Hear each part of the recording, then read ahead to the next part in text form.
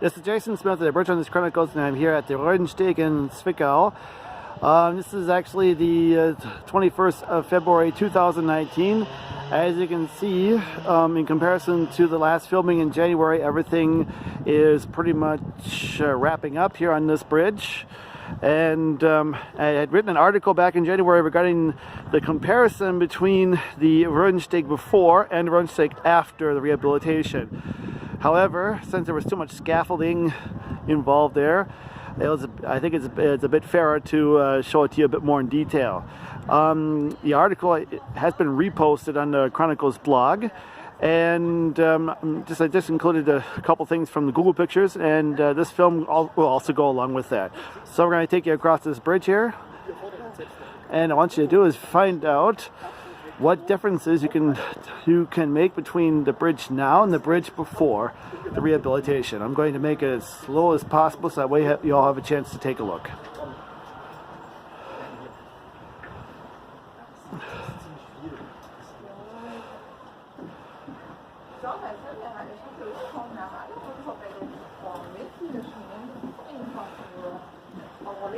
Can't wait till a couple of people get off the bridge here. Okay, I'll just slowly but surely walk along here.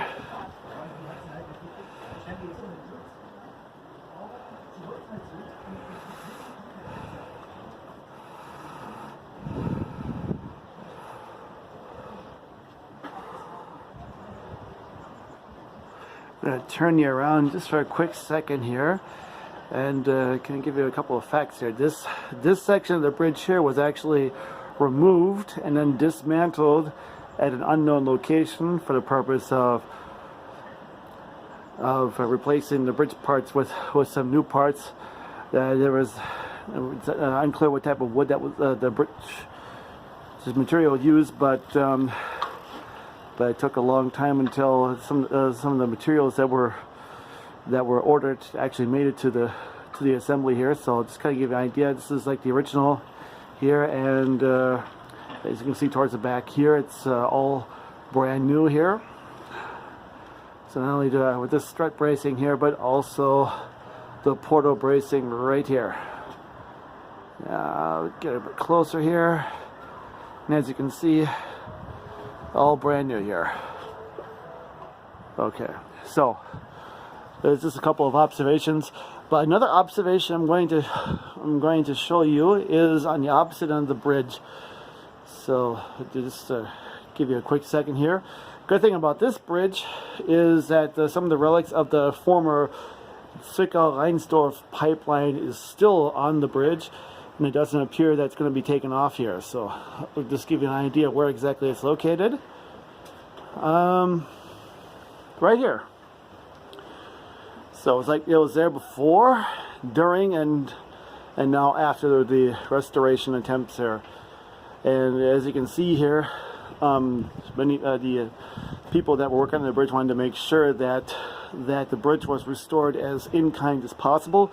In kind means that the bridge has to be restored exactly the way it was when it was built. So here in this case here, we have some relics here. So we'll just go across right here. Yeah. But I'd also like to show you something. Let's see. Well, I got one right here, but I got an even more noticeable one on one of the struts here, and we'll just go to that one here.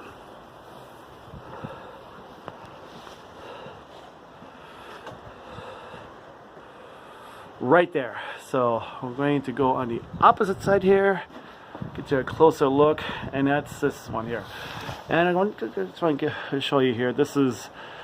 So it appears that when this bridge was built in the 1500s, and then again in the around 1790, that this particular the bridge parts were put together using wooden nails instead of steel nails.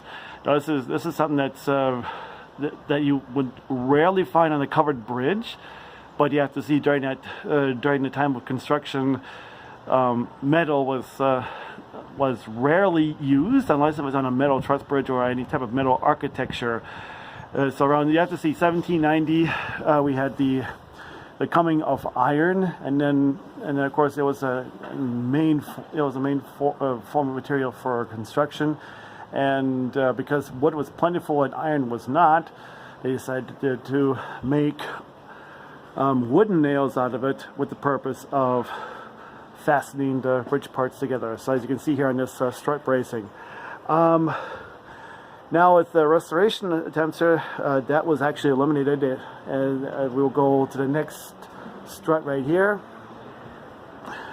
And as you can see, with the renovations of the bridge, they actually used basically our modern day nails here, nails and screws here. In this case, they're mostly Allen screws, but I think we also had some other nails involved in this process here. So this is actually all brand new. Okay, so we'll just keep on going here. Another thing to kind of keep in mind here, that a good chunk of the worn trusses were actually taken off the bridge, and as you can see here on the right hand side, as we go across here, it's basically a 3-span queen post through truss. On the left hand side, there's a little bit of what's left of the worn truss, but not much. And also unique, of course, is that some additional beams were added at the portals and also, as well as on the side there, to ensure that the bridge stays as stable as possible for many years to come. And we're going to back up here a little bit. Okay, so I'm getting off this bridge here, and I'll give you a demonstration of what the bridge actually looks like. What I find good about this bridge is that it does have new wooden roofing on there, and it appears that it's somewhat varnished there, so it's a big plus there. The only problem with that is once we have a lot of wear and tear in the next few years or so, I mean, some of those parts will have to be replaced here. And yeah, so basically here, got the roofing here on the front and also on the back.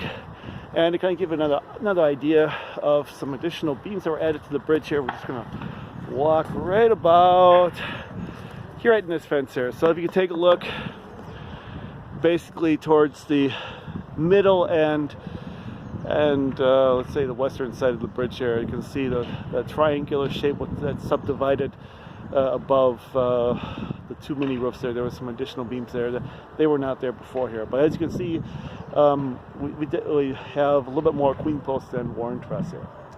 Okay, so now that you had a chance to watch the filming and see some of the difference there, compare that with what I photographed in 2016, and then feel free to vote whenever you want to. Okay, this is Jason Smith here at the Röhrensteg in Zwickau, signing off. Now on to the next bridge. Happy trails and happy bridge hunting.